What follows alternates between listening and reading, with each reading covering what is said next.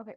This video, sorry about that, is a review for you guys to do before you take your quiz here in a little bit.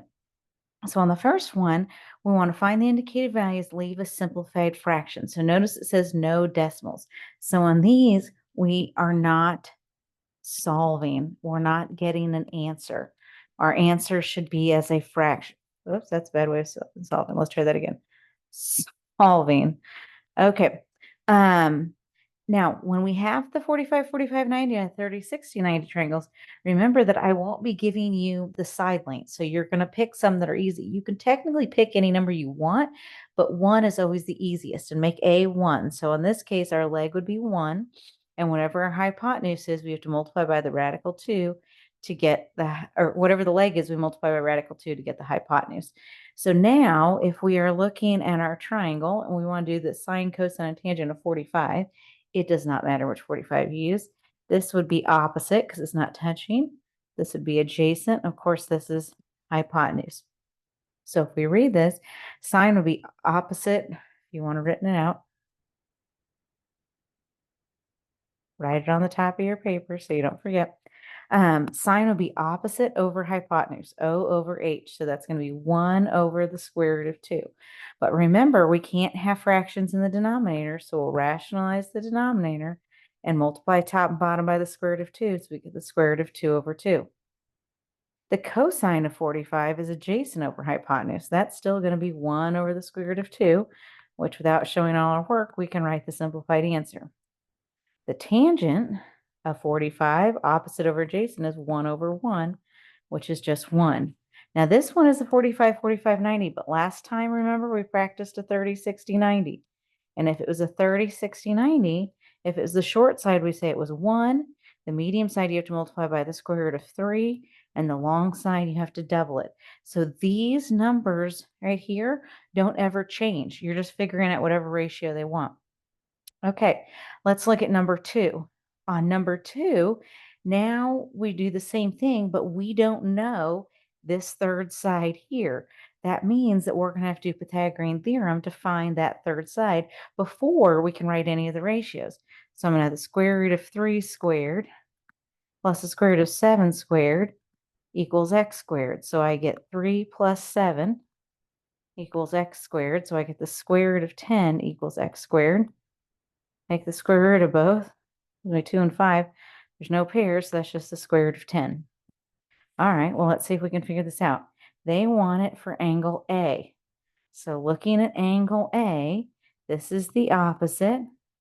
This is the hypotenuse, and this one's got to be adjacent because it's touching. So sine is opposite over hypotenuse. So opposite over hypotenuse would be the square root of 3 over 10, or square root 10. And again, we can't leave the radical. So we get the square root of 30 over 10. And remember, those don't reduce because one's in the radical and one's not. All right, now we need to do cosine. Adjacent over hypotenuse. So that's the square root of 7 over the square root of 10. So I'm going to multiply top and bottom by the square root of 10. That gives me the square root of 70 over 10. Last one, tangent, opposite over adjacent. That's square root 3 over square root 7.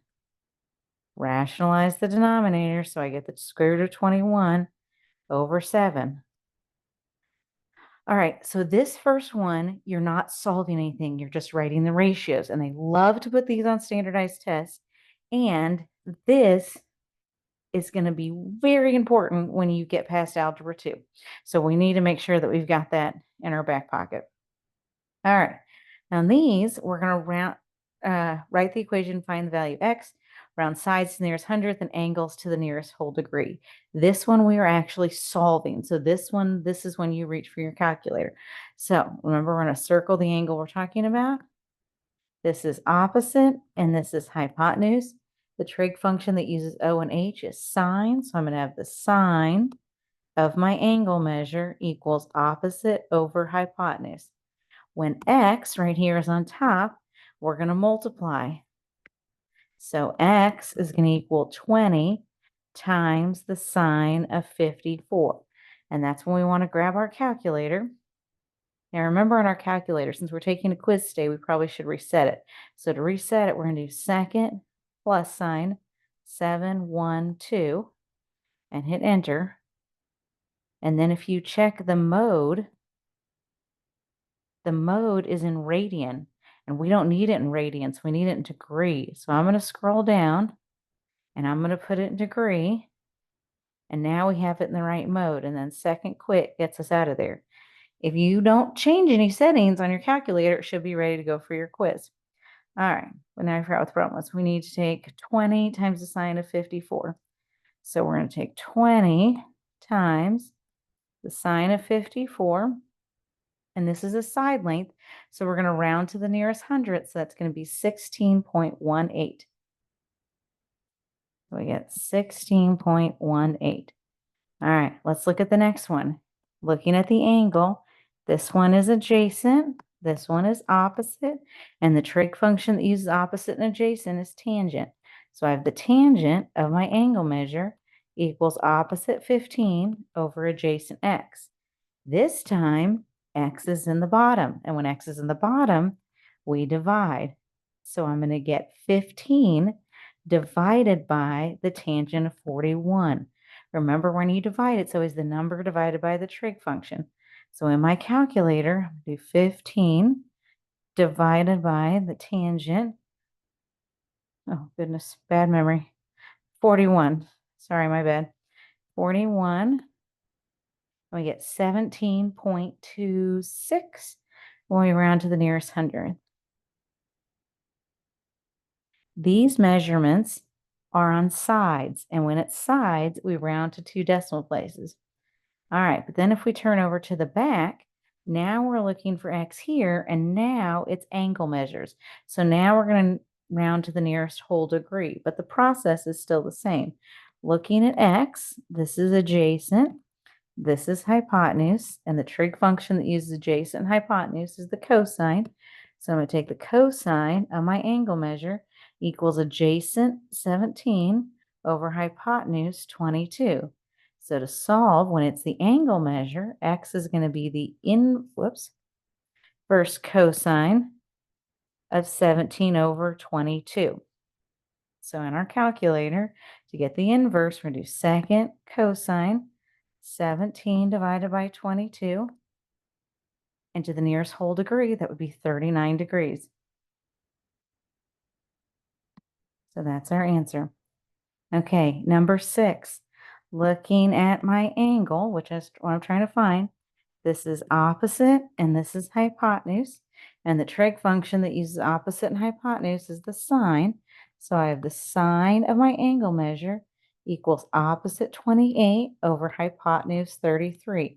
And because I'm finding an angle measure, that's when I'm going to use the inverse function. So the inverse sine of 28 over 33.